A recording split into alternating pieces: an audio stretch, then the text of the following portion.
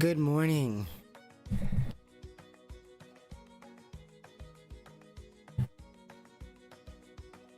Good morning.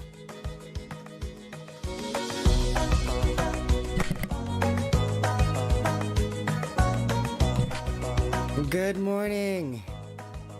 It is 5:31 a.m. in the morning on Wednesday, July 7th, 2021.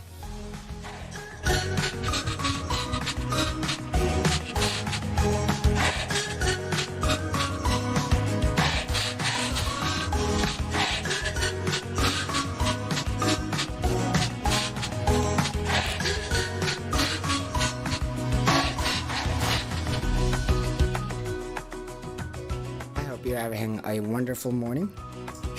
I hope you were able to feel the weight of the body down the front of the spine and into the rainbow arches at all of the times.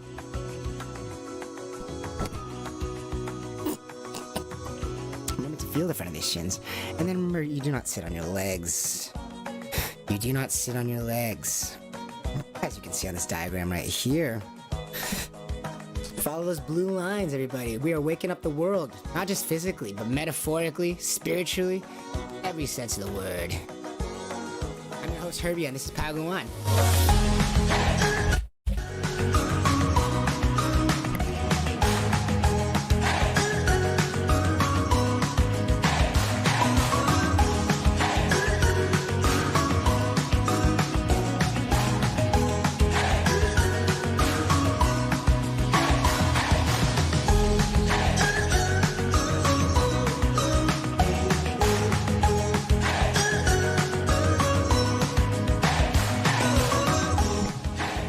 Waking up the world physically, spiritually, metaphorically, all sense of the words, and the whole while feeling so good as we do. Using our sense of the world to make sense of the world. World peace through individual strength. On your only no-nonsense podcast on the best feeling network. I'm your host, Herbie, and this is Padawan. Today is Warfare Wednesday. We talk about the difference between life-loving and death-fearing. Two sides of seemingly the same coin, right?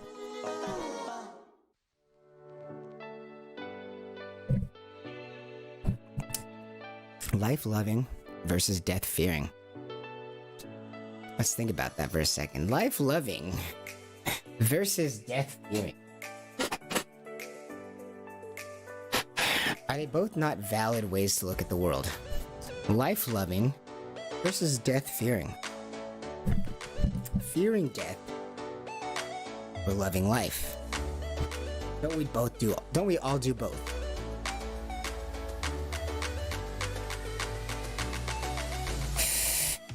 Don't we all do both?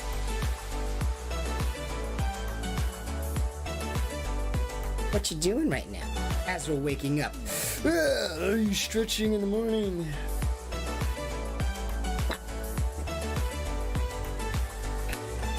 Are you loving life this morning? Are you placing the weight of the body down the front of the spine into the rainbow arches at all the times? It is the morning, so let's just stretch together, stretch our self-awareness like a muscle together.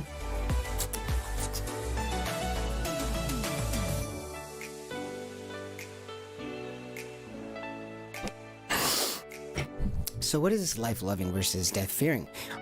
Don't we all do both? Don't we all fear death sometimes? Don't we all love life sometimes? Have we thought about that before?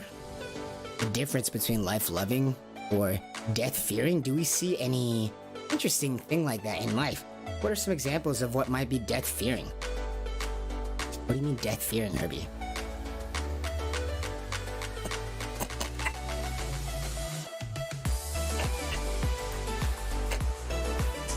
Death-fearing as in anger, trying to control the world,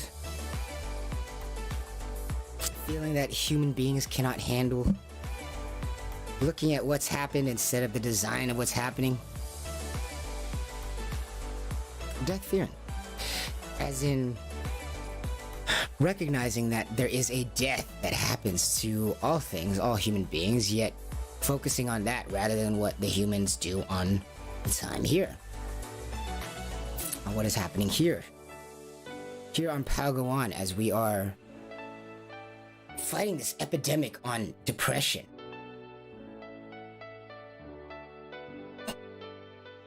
I'm feeling so great while doing it.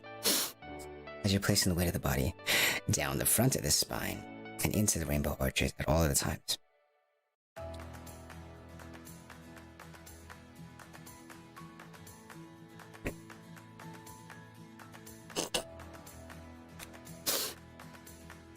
As we're looking at the world inside out, you might be looking on Palawan, and you might be wondering to yourself, why are we looking at it inside out? Why does he look like that? Why does he look like that? We're here on Palawan, we're looking at the world inside out, as the world itself is so death-fearing. It's locked itself into a death-fearing moment in these last hundreds or so years. And so we look inside out. We turn the world inside out. To be once again as our nature, which is life-loving. No depression, no anger, no sadness, but rather life-loving. And how could you have all those things?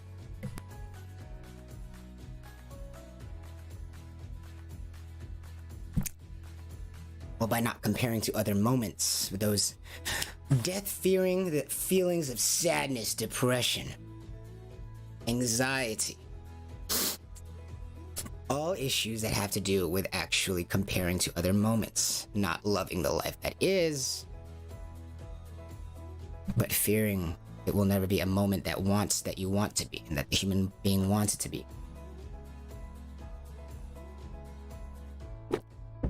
Again, that's focus not on what is, but rather fearing that it won't be what they want it to be.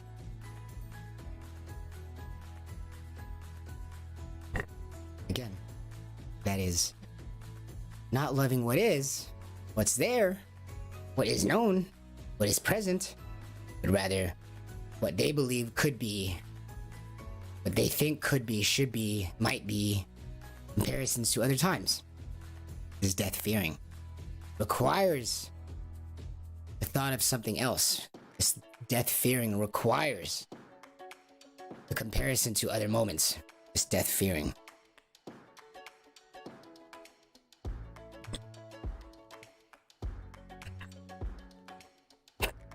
Requires us to look at other moments to feel that way.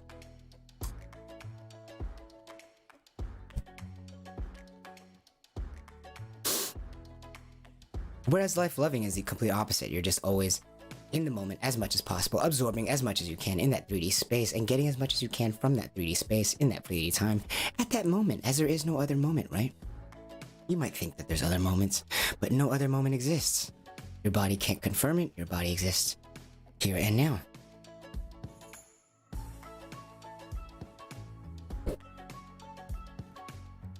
Your body exists here and now.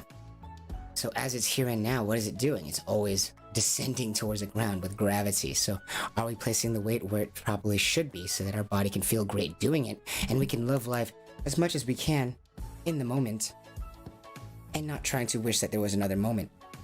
Why might we wish that we were in another moment?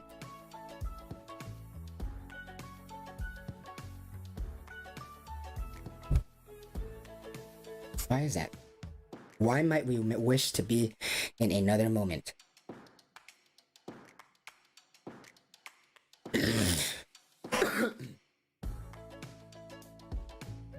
Well, maybe because this moment just doesn't feel satisfactory. It doesn't feel like it could be better. We would just wish that it was a better moment. Maybe this moment feels dangerous.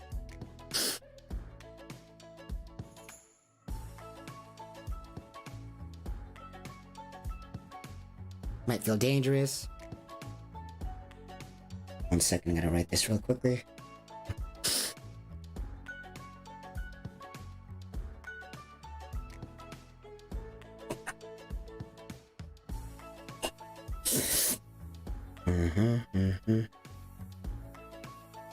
Gonna help my body map, sorry.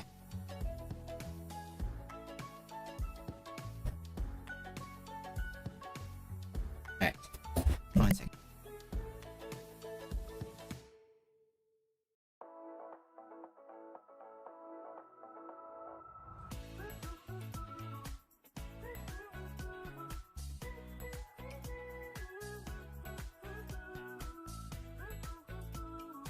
Oh my god. Body map is going crazy this morning. But that is what we are here for on Warfare Wednesdays, right? To discuss how it might feel like war on your whole life. No matter where you are. Whether you are an actual soldier or you believe yourself to be an actual soldier, or whether you are somebody at home who you feel like you've never seen war before, it can feel like war.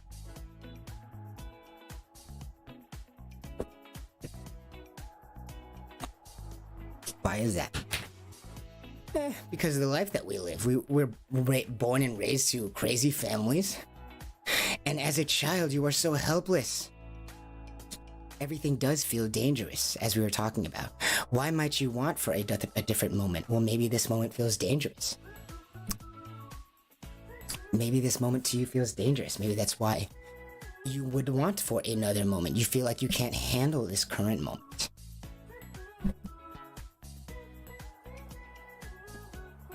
Or you want another moment. You don't feel like you'll get the right moment. It's death fearing. Because where does this death fearing idea come from? As we're saying, it's very...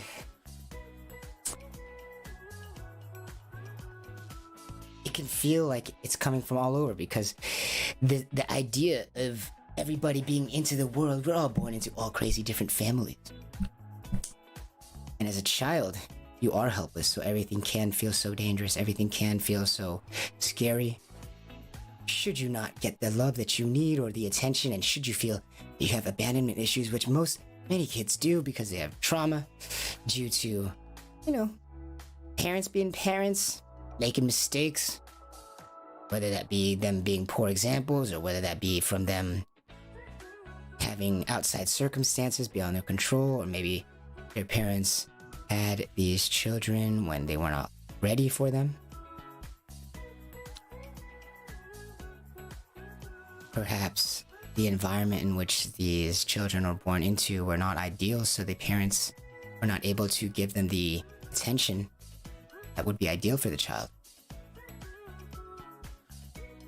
What are some other reasons why it might feel like war to a child? And everybody is a child, right? Everybody is a child at one point, so everybody can feel like they've gone through war at some point.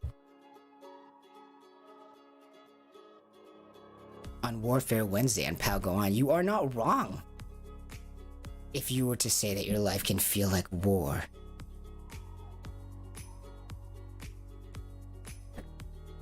You're not wrong. Even if you've never seen war before, you are not wrong to feel like you have once felt maybe experiencing it. Now they're gonna try to tell you that, hey, you can't say that, you've never been to war before. You can't say that, you don't know what it's been like to be vulnerable, blah, blah, blah, blah, blah. Well, can't you though?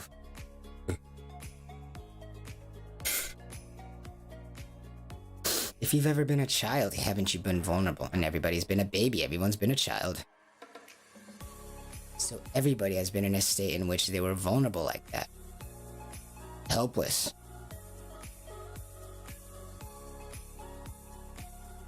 Abandoned.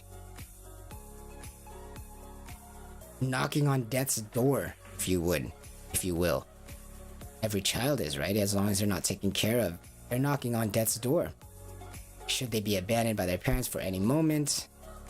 You think like go way back. You're talking like caveman days, right? For like where we started, where the human design was most vulnerable.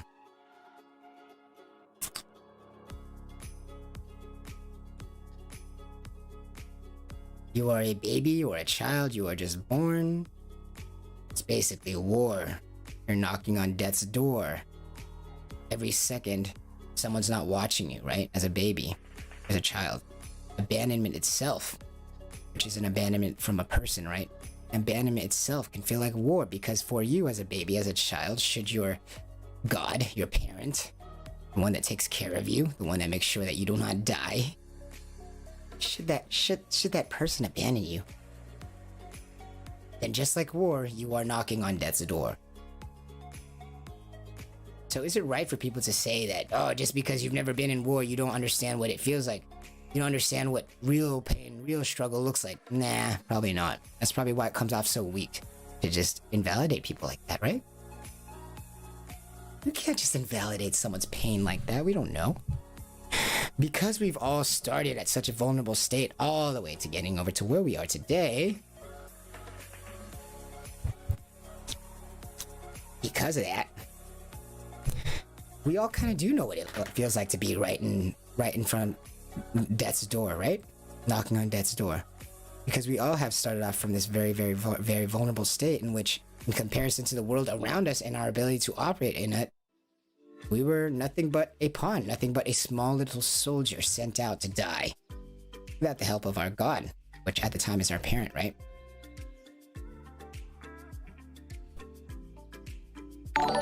Hey, I want to thank you, Herbie Life, for that. Host. We got a nice sound this morning on it, too. That was nice. Warfare Wednesdays. What are we doing here on Warfare Wednesdays?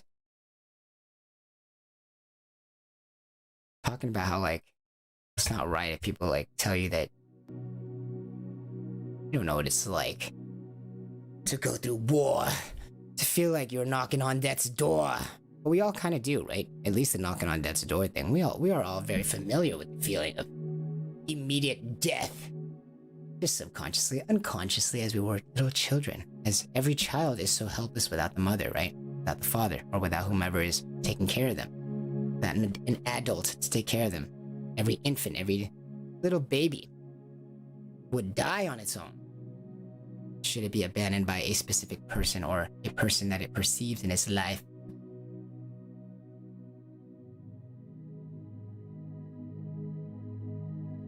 Right? So everybody has been there at one point. Everybody has been at a point in which they were completely at the whim of the world and they had no control over whether or not they would survive. Sounds familiar, right?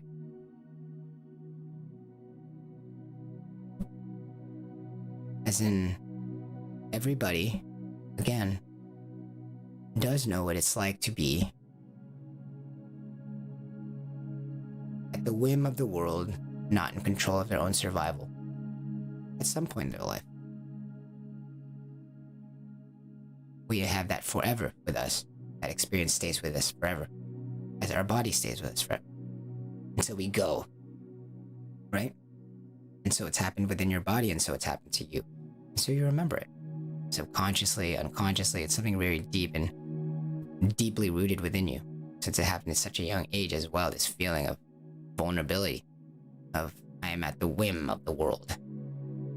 I am enjoying it, but at the same time, I do not control my own fate, and I basically die should nobody be watching me. As a child, right? Everybody's been there. Why does it feel like war? Why can it feel like war for everybody, even if you're just at home and you think that you've been safe your whole life? You think that you've had this like nice peachy life your whole life. You think that you have this like nice Leave It to Beaver, very suburban, boring life. Let's say you think that you live that. People tell you so much that what you're living through is not a struggle, it's not war, that you start to really think that you did not go through something awful yourself. And so this pain that you feel in life might be kind of confusing, as it doesn't seem to match up with this perceived life you had, which was peaceful, quote unquote. This peaceful life, quote unquote, you thought. You might think that it's so perfect, and then be confused that you are so sad, conflicted when without a paddle, despite being told from your friends, your family, your own eyesight, life is perfect. Nothing wrong with your life. You have no right to be complaining. Why are you complaining? You have no right to feel that way. You have no right to feel that your life is so hard. I'll tell you. You live in a suburb. Your parents are still around. Your parents love you. Your parents buy you things. You cannot be sad. You cannot feel depression. You cannot feel in danger. And yet that's not true. Why does it conflict with you so deeply if it's true? If it were true that your life is this great, perfect thing that is not full of conflict and disarray and war within itself, that might just be invisible, then why does it feel this way? Then why does it feel like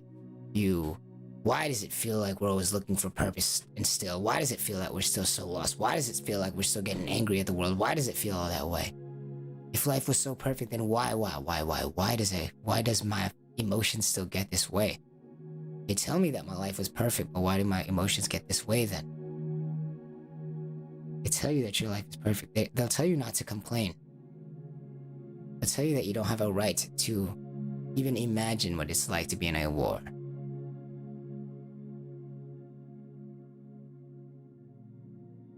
And it might be true that your physical body has never experienced what it feels like to go through war. Physical war on the outside, but your body does know what it feels like to be completely helpless and at the whim of the world. Unable to survive on its own. Desperate for survival. Everybody knows what that feels like because that is what a baby's experience is. Completely helpless. At the whim of the world. By the winds of the world. Goes wherever the world lets it go. Has no dominion over, has no control over where it goes, and whether or not it will even survive. And so everything it does is revolved around the idea of just surviving. Even being cute, these babies. Even being cute, when you're a baby, being cute is a survival mechanic. It's something that, there's a reason why they're cute. Why babies are so cute. You see a baby and it's ugly, you're throwing that thing out and you're dead.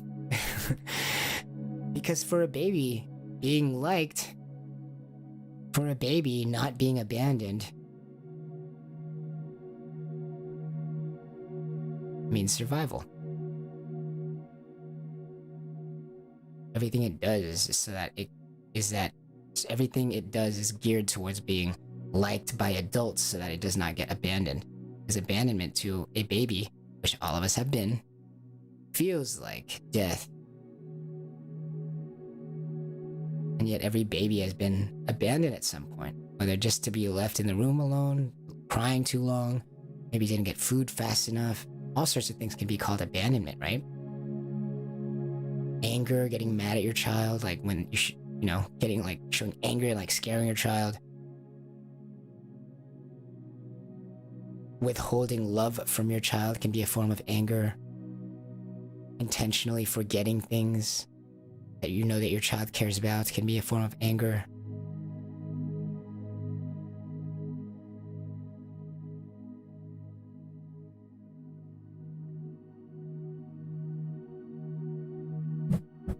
So as a child, we're all geared towards being liked. It's that because abandonment feels like death. Oh, sorry, earlier, yeah, all of those things are like abandonment.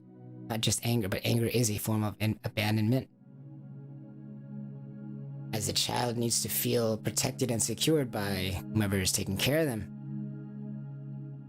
But every child is bound to have some abandonment because there is no perfect parent. There's no perfect person. So every child is going to have some abandonment issues. And so what happens with these abandonment issues is that they can feel like death.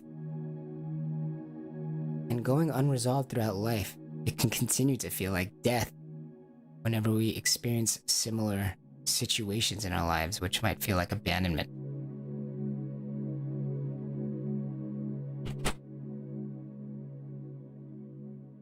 Everybody They're telling you that you don't know what it feels like to experience it's close to death, but it's just not true. Maybe our adult bodies have not gone around to these physical wars, but because our bodies were so small and limited and so helpless before, we kind of experienced war in the reverse direction, in the sense that instead of our bodies being thrust into an overwhelming situation, our bodies were so immensely useless and helpless that every situation was an overwhelming situation.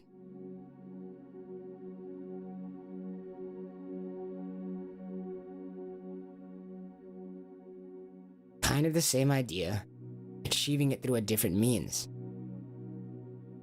Yes, our physical bodies and our adult bodies did not go to a war, which is an overwhelming physical situation that can provide you death, that can bring you to death. Instead of thrusting our bodies into that situation, our bodies as babies, are submerged in a situation of an overwhelming physical situation that would mean death. They're submerged in it. We are submerged in that as children. We are submerged. We get thrust into that from the womb. We get thrust into an overwhelming situation, which would mean death should nobody take care of us. So maybe we have not in our adult bodies gone over or have been visited by an overwhelming physical situation that might mean death, if you're lucky. But as a child, everybody was literally thrust into that, was literally emerged into a world which is an overwhelming situation physically that could mean death. And so what do we know about trauma as we approach our break? What do we know about trauma is that it locks in emotions, it locks in fears, it locks in depression, it locks in negative emotion. This trauma, it locks it in with you until it gets triggered, right? Not free to leave your body, but remains inside of you, this trauma, until it's triggered. So as we've all been into overwhelmingly physical situations that could mean death as little babies, right? Because we were so helpless. Isn't it possible that trauma can stay with you, like a PTSD, into your adult body, traveling through and with you by means of your own body as you grow, as that trauma is never fully released from your body's muscle memories, your body's memory itself?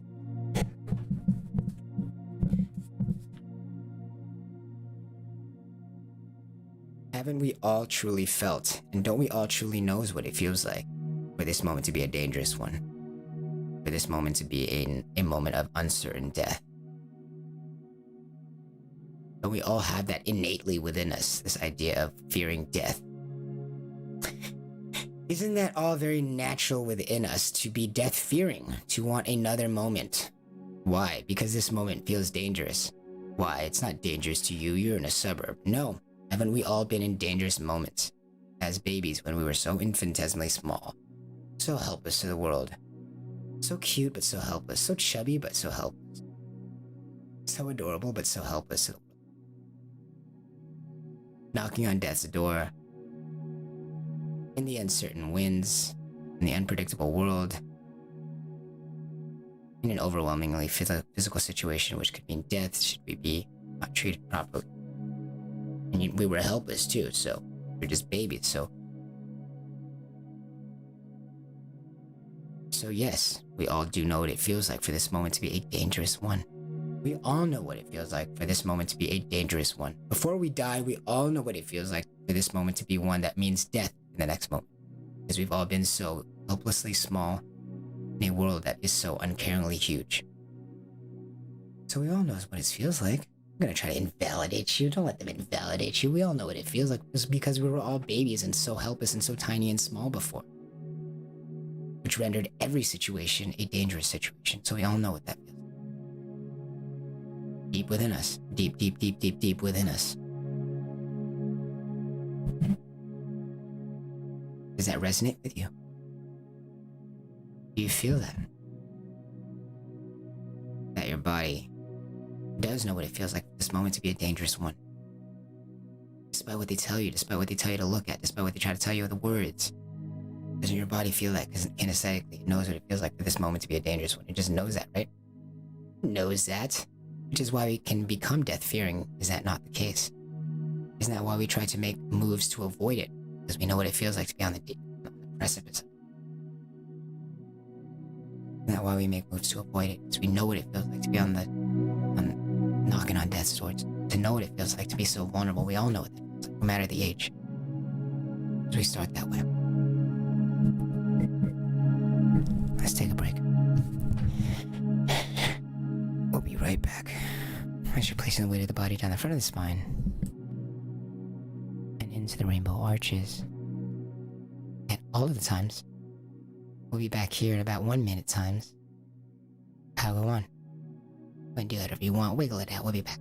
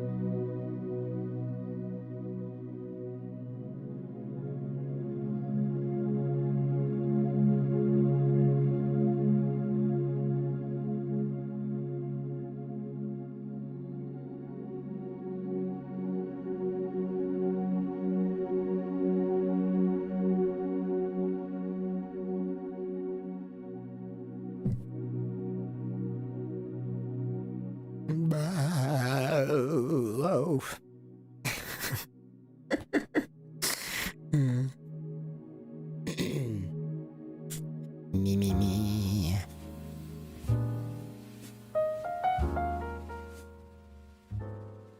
Me. Me.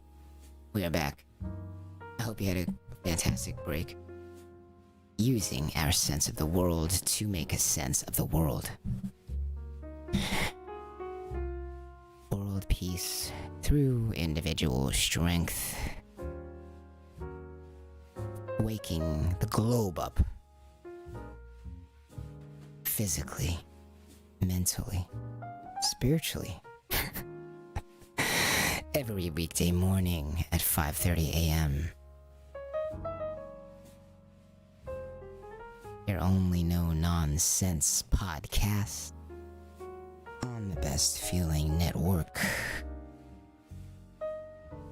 I am your host, Herbie, and this is Palguan. I hope you had a great break, everybody. I hope you were able to follow these blue lines, placing the weight of the body down the front of the spine, not the back. Letting your weight be divided into the rainbow arches and into the sit bones at all the times, while you are feeling the front of thy shins. And then remembering that you do not sit on your legs, right? Are you able to follow these blue lines and feel so great all the times? Or is that difficult? How does it feel for you? What is your sense of self? As you're allowing these words to go in one ear and out the other, are you remembering how they always told us to place the weight of the body on the back of the back of the back and place your back against the wall? Isn't it so funny that now you see it all? You place the weight of the body on the front of the spine, the weight-bearing portion of the spine. Let's sing our favorite song, everybody. The weight-bearing portion of the spine is the front. The weight-bearing portion of the spine. Say it with me. The weight-bearing portion of the spine is the front. The weight-bearing portion of the spine was the front. Yep. Not the back. Not that spiny portion. It's like spiny, thin, brittle, but so good for housing the nerves, right? Perfect for housing the nerves that stick out of each vertebrae out of a hole that's about the size of a finger. But no, the front portion of the spine, which is the weight-bearing portion of the spine, which is so thick, you can just see it's so nice and thick. Those discs in between them. Nice plates in between them of cartilage to help slide in. Both the spine, yet the front and the back, despite being one spine, The front of the spine and the back of the spine being very, very, very, very different in role despite both being a spine, right? And why do we talk about this? To feel good all the time, baby. Just to wake you up in the mornings. Physically, in a real way. You could downward dog. You could raise this or praise the sun or whatever. Salute the sun.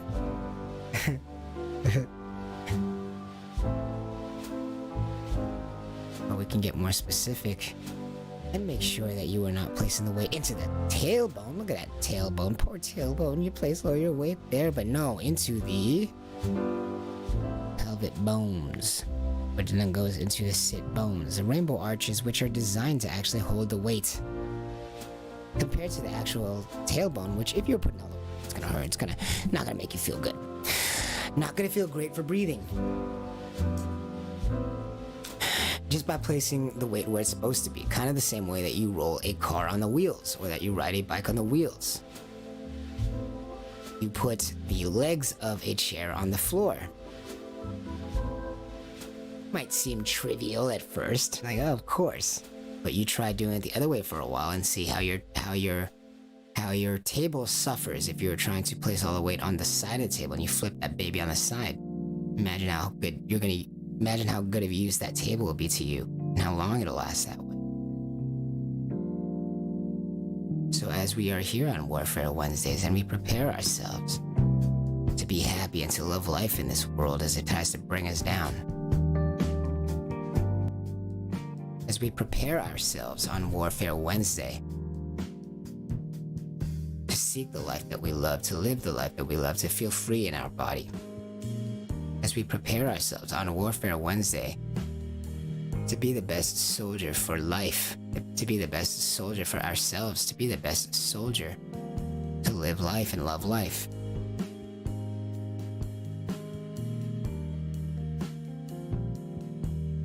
Warfare Wednesdays, we discuss what the war looks like.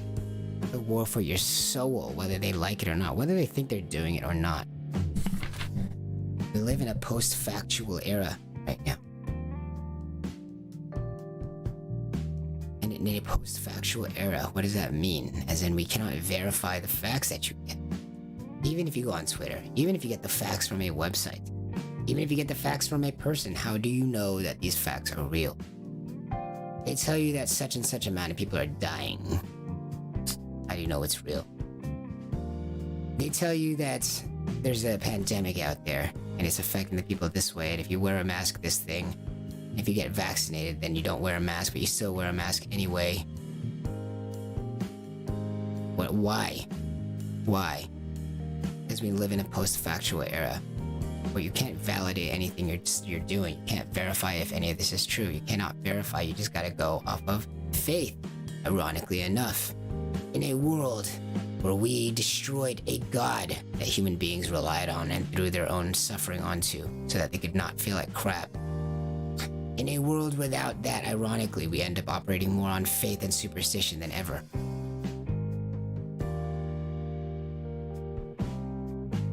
There's a war against you, and one of the wars is by telling you that ideas and where they were coming from, this human spirit that desires a religion, the warfare on you is by telling you that that is a fake.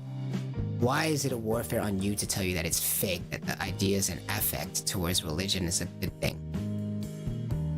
Or rather, why is it a war against you for them to want to erase the idea of humans being religious? Why is that a war against you? Because why did humans choose religion in the first place?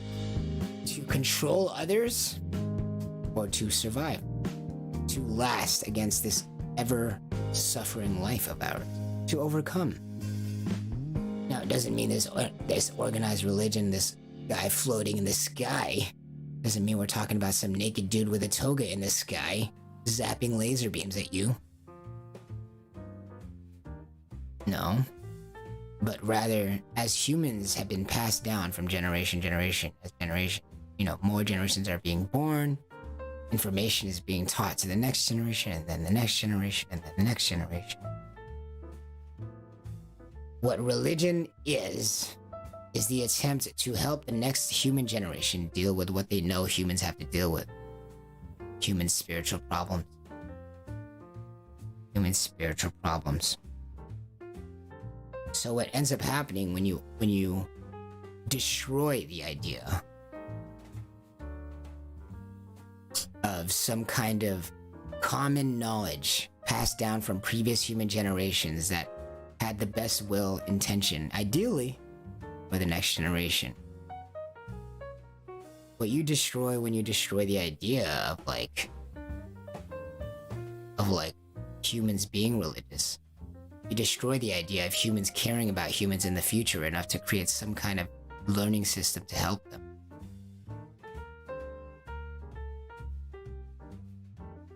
Well, if that's the case, we got rid of the human help from the last 2,000, 3,000 years. They avatared it, basically. Just think of Avatar. You think that story is just made up? Yeah, it's made up, but the reason why we gravitate towards stories of our ancestors endowing us with powers is because it's not made up. It's really what happened. We gravitate towards it because it's a true story. That's what we do. As human beings, we end up wanting to do that. We end up wanting to give better to the next generation just because we've seen what happens to us, and we just are naturally compassionate beings. We want to help the next generation, so we teach the next generation what we know so that they can avoid unnecessary suffering. Don't we already do that? And so don't we already know what it feels like to receive that? Or at least understand that situation, even if we weren't fortunate enough to have it given right away at an early age. But don't we know that that's what humans do, is pass down information like that? Next generation to next generation to next generation. There's a reason why so many forms of media focus on this idea of searching for what your parents left for you, right? Some kind of heirloom, some kind of tip towards what your meaning is, what your purpose is, some kind of... There's just this relationship between us and the generation previously. We're always trying to look for our purpose using the generation previous, right? It's so common in media. So we already see something as truthful about passing information on from generation to generation to generation. We already see something very useful about that. It's an Avatar. For goodness sake, The Last Airbender. One of the best shows. It's straight up in there, this idea of wisdom, power, you know, being passed on generation to generation to generation to generation. And then you're just gonna go and upend religion as if that's not what it is? That's like what it is. That's what religion's trying to do, is like avatar you. Religion's trying to make you the avatar. Not all religion. I mean, maybe in some respect, at some point, when a human being invented certain religions, like maybe they all had like really nice motives, right? And originally. But over time, the ones that end up being closest to the human design end up winning out, just through over time, which is how the truth is usually confirmed. Over time, it may have been bastardized by other motives, but there's this spirit within human beings. We know that we want to pass down what we know to the next generation, to the next generation, to the next generation. Like, we already have been, we already are, and have a normal instinct to basically Last Airbender everybody, to just avatar them, to just like, from generation to generation, here's information that we think that you can use because you're a human being also. And there's certain things that human beings concern themselves with, and there's certain things that they do not. For example, human beings do not concern themselves with breathing underwater because we just can't do it. Why would you spend if you're lucky, more than 30 years, why would you spend more than 30 years trying to do something you know that is impossible? You just don't do that. You don't see humans spending 30 plus years on average trying to fly like a bird with no kind of assistance from any kind of technology. Humans concern themselves with certain things. You need more proof? Well, humans don't concern themselves with eating as many tapeworms as they can because they know that there's like a limitation on your body. Humans don't concern themselves with trying to be in 3 different spots at once, usually. Not for most of their life, because they know that humans cannot do that. They do not focus on jutting out a new arm from their body because we know that we don't do that, or create new teeth from our mouth because we know that we don't do that like sharks do.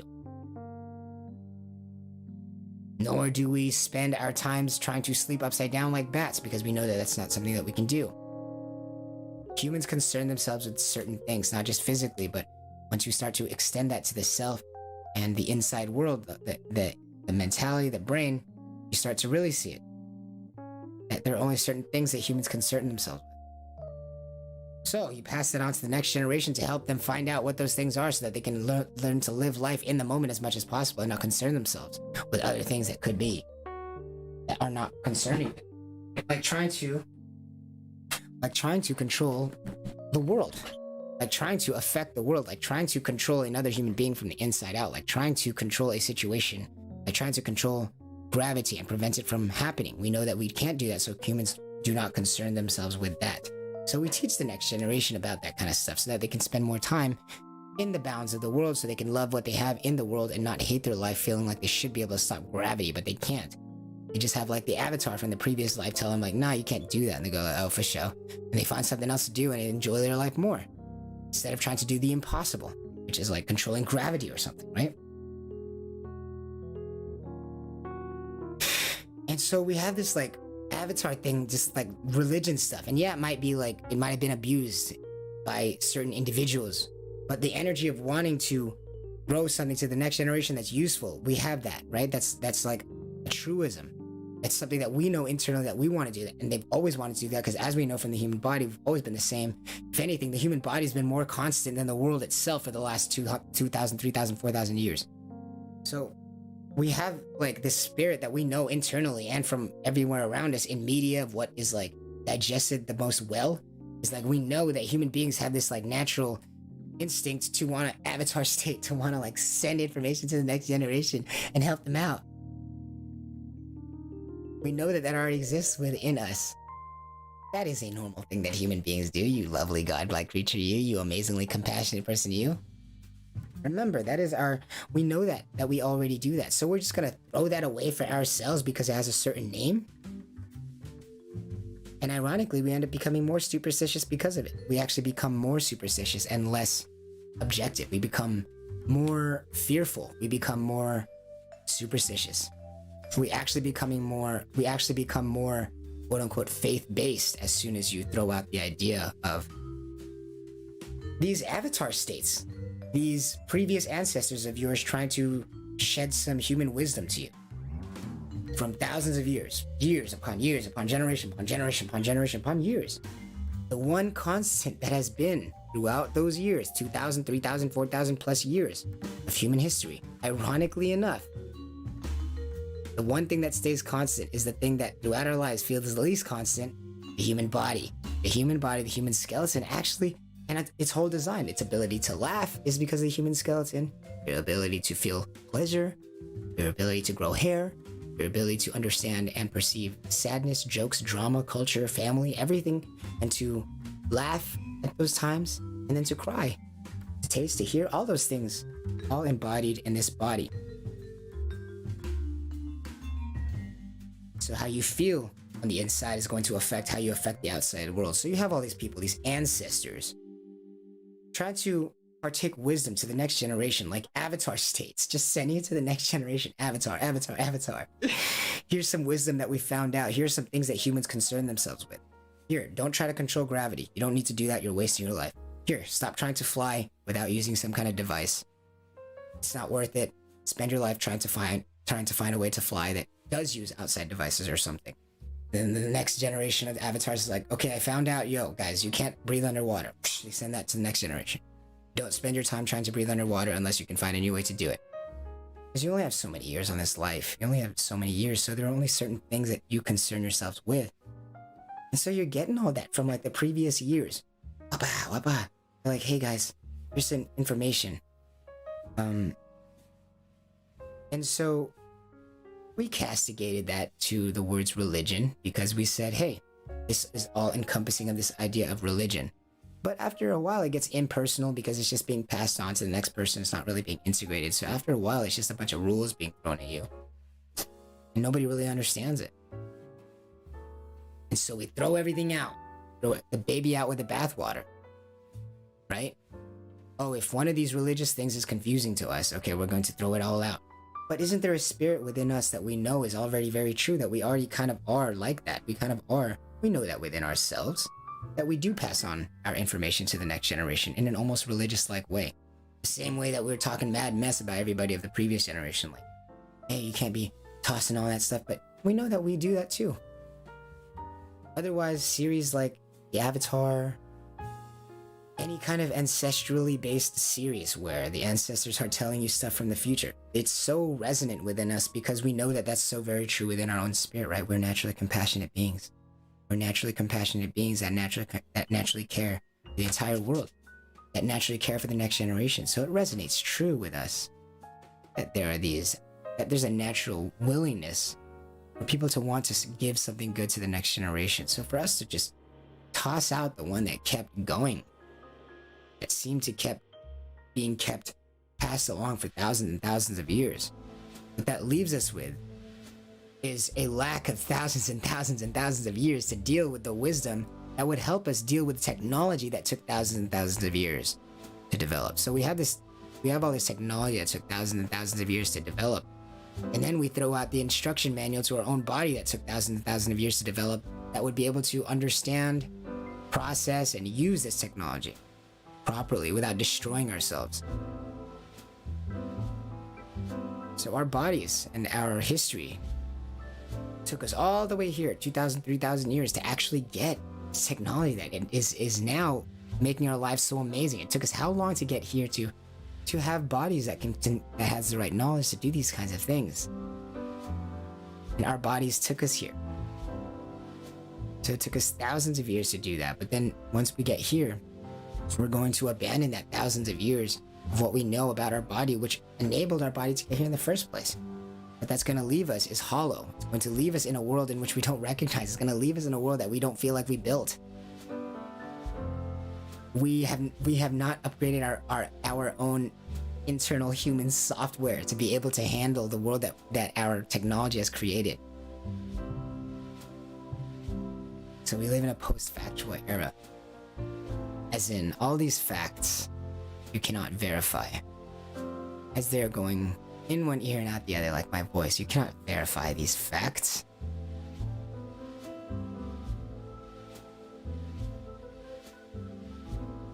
So what do you look at?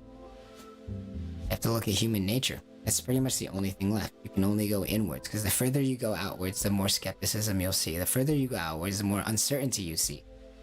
More uncertainty you see. Now, even at your fingertips, the phone, where we used to have all of the information at your fingertips, now, even that is uncertain.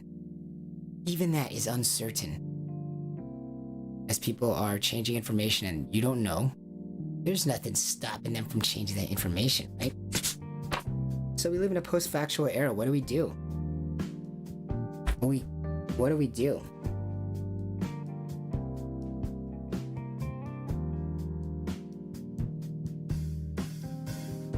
You gotta look at motivations. You gotta look at human nature. As in, what you can do is look at the design of human beings and the ones who are disseminating information. What we can do is identify what looks like death-fearing, what looks like life-loving, as everybody is life-loving and everybody is death-fearing.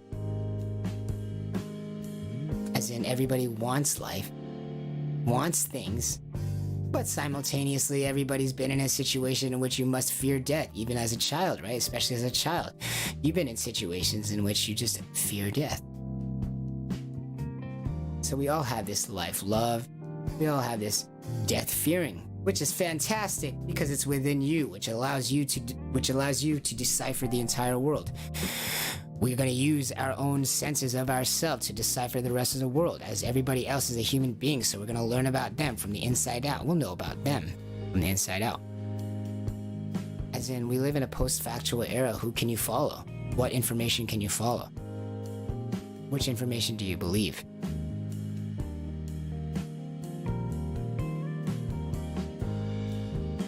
Yourself. The center.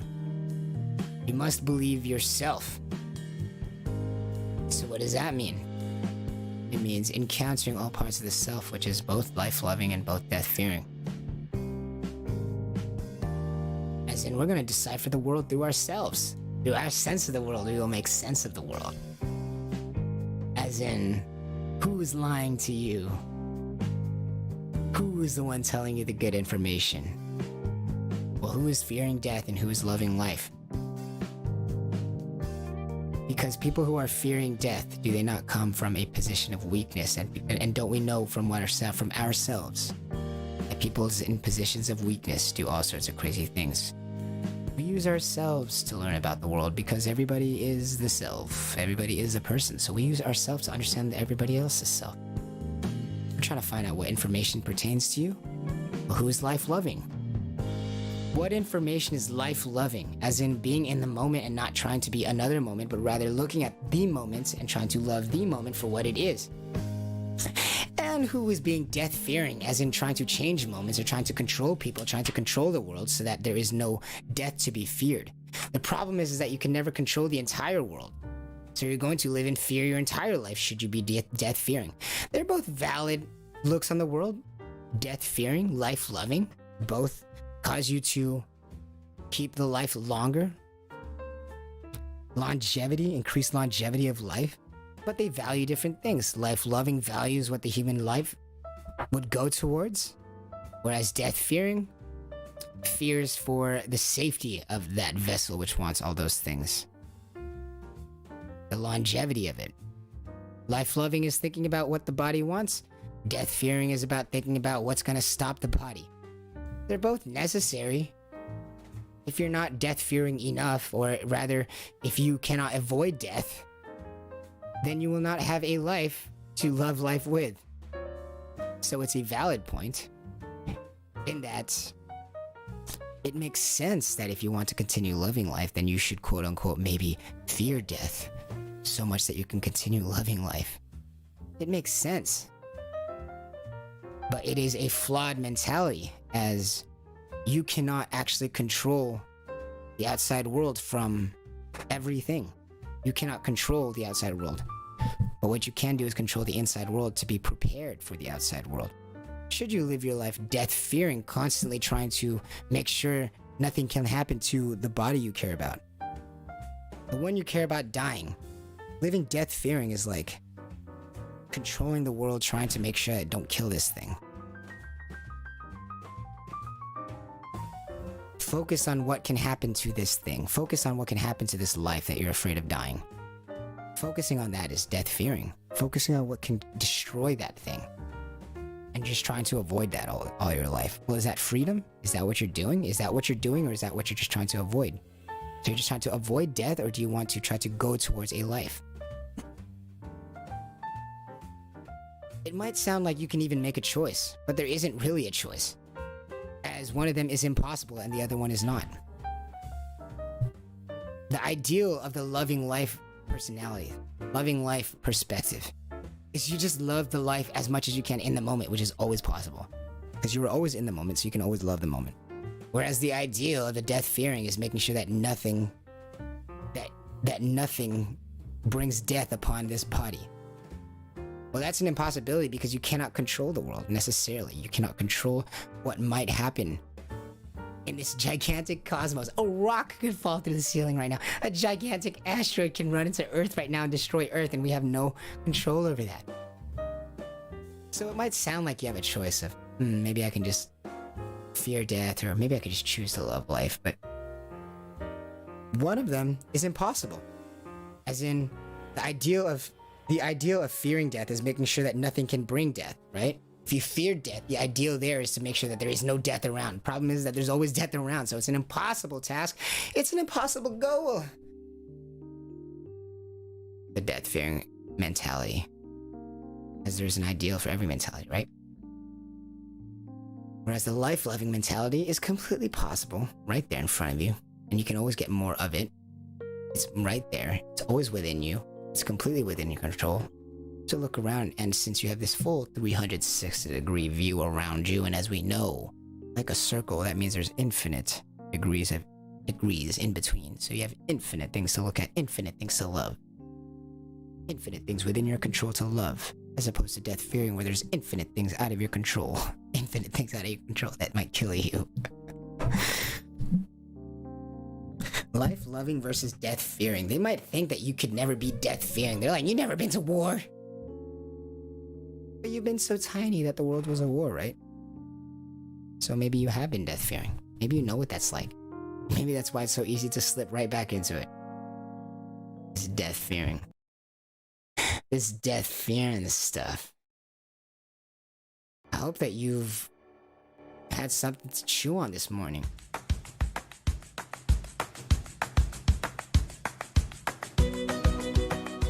Life loving versus death fearing. Infinite degrees from your 3D experience looking out at the world. Infinite degrees of things to love. Or if you're death fearing, looking outward and looking at your body, there are infinite things out of your control that can kill you. Death fearing. Whereas life loving are like, wow, infinite things and I'm in control to love it.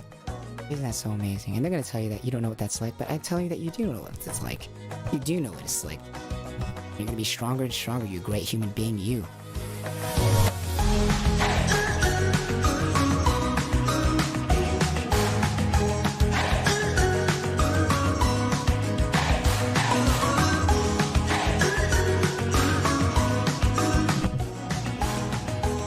Using our sense of the world to make sense of the world. World peace through individual strength. Waking the globe up. Not just physically, but spiritually. Your morning would feel so great on Palgo One. The only no-nonsense podcast. Coming to you through the Best Feeling Network. My name is Herbie. You are amazing. Remember to love life today, guys. Despite what they tell you.